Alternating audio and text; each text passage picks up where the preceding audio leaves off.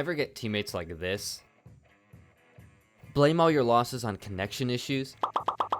Ever think to yourself that if Hitler had a second coming, you wish he'd slaughter all your shit teammates? Wow, really? A Hitler joke 10 seconds into a video? How low can you get? Sorry if I offended some special snowflake. If I offended you, you can just take this noose and... But what if I told you it's not your teammate's fault? Yeah, the real one to blame is your ugly looking, crying like a baby, GC stuck in plat looking ass. But you might be asking yourself, why is it that I'm a no good loser who'll be stuck in plat the rest of his life? Well, don't worry, I'm about to let you know. After we're done here, you're gonna be so fucking good at Rocket League, you'll never have a toxic teammate again. Kernovi himself will come over to your house to write fan fiction throughout the night with you while singing the sweet sound of Careless Whisper into your left ear. I'm gonna show you all the secrets of what it takes to play Rocket League at the highest level. If you guys are ready to become the best Rocket League players in the world, buckle the fuck up and hit subscribe, you dirty motherfucker. Let's go. So the first thing to realize about getting good at Rocket League is to realize that this game has nothing to do with skill at all. Did you really think that everyone who's hit GC hit it because they have actual skills in the game?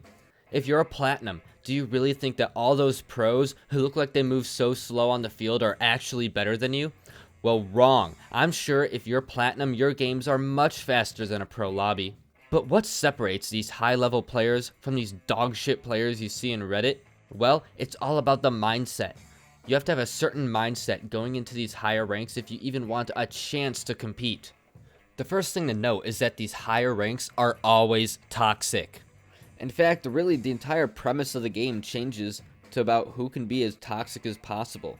If you're that sweet little guy who says GLHF at the beginning of each and every match, well sorry, you're gonna get eaten up alive in the big boy leagues.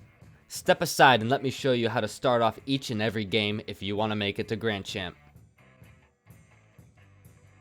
But it doesn't stop there. Remember, when you get scored on, you can and should blame it on someone else. And if you're in a 1v1, blame it on Psyonix. Because let's be honest, you and I both know that my toaster oven can host a better server than Psyonix. So any loss you receive is probably their fault. Does your teammate miss a save that you could have made back when you were gold? Let him know your honest opinion on his shitty gameplay. You have a God-given right to give your teammates the shit they deserve, and they deserve to receive that shit from you. You see a ball up in the air, you feel like your teammate's gonna miss? Well, since you know he's probably gonna miss, make sure you beat your teammate to the ball. It doesn't really matter what kind of touch you get. All that matters is that you get a touch on the ball before your teammate. That's probably the best way to assert your dominance in an online ranked match, and show everyone in the lobby that you really are far above them in skill. And you might not believe me, you might think that this is all just one big conspiracy. Well, why do you think that we can't see chat during RLCS matches? Why, because you think it's professional? Fuck no! Because all the players are constantly spamming things like, what a save and failed abortion to throw each other off. Do you think NRG was able to win Worlds because they actually have skills at the game? No, have you ever watched them play? They're probably at the level of a diamond at most. So what kind of things do the pros say to each other? Well, I have some exclusive comms from NRG I think you guys will love to hear. Take notes now.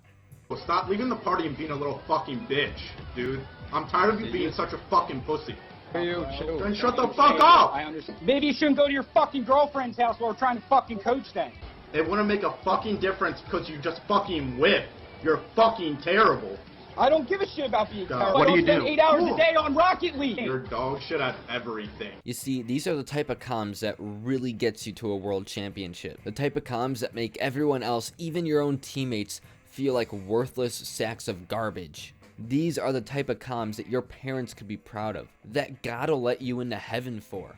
When other people hear you using these pro-level comms, they'll instantly know that you know what you're talking about, and that you can really handle yourself at a Grand Champ level. Now, before this video ends, I'm gonna show you in a real game all these tips working. I'm gonna show you how you can put all these tips to practice to become the best Rocket League player who's ever lived.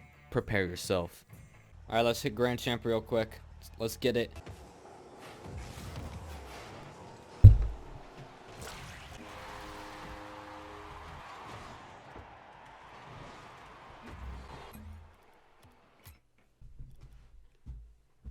Fuck Rocket League.